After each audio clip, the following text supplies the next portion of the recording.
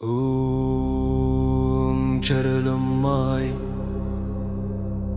ॐ कर्मयोग निष्कामं कर्म का मार्ग। जब अर्जुन ने पूछा गहरा प्रश्न, ज्ञान और कर्म में कौन श्रेष्ठ, तब कृष्ण ने खोला कर्म योग का द्वार। निष्कामं कर्म का अमर उपहार। हे कृष्ण बताओ, यदि ज्ञान श्रेष्ठ है तो कर्म में क्यों बंधूं मैं। विरोध दिखता है इन दोनों में, स्पष्ट करो इस भ्रम के सेन में।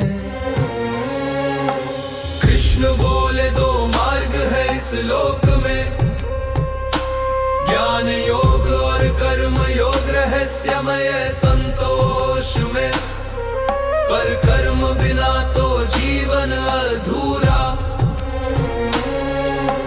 कर्म ही है प्रकृति का नियम पूरा। कर्म योग है वो पथ अमर, निष्काम कर्म है सार।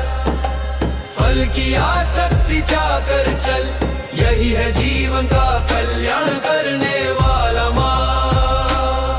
सुनो, ना तो कर्म से ना अकर्म से मिलेगा मोक्ष। कर्म योग ही है जीवन का एकमात्र सम्यक। जैसे अग्नि धुएं से ढक जाती, वैसे ही कर्म आसक्ति से मैली हो जाती। यज्ञ के लिए कर्म करो, स्वार्थ के लिए नहीं। यही वो मार्ग है जो बंधनों से करे मुक्ति। उठो, सकाम कर्म का त्याग करो, निष्काम भाव से कर्म का अनुष्ठान करो।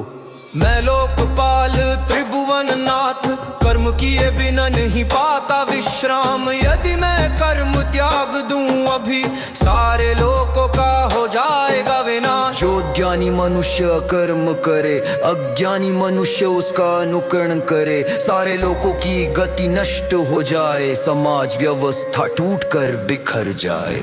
कर्म योग है वापथ अमर, निष्काम कर्म है सार।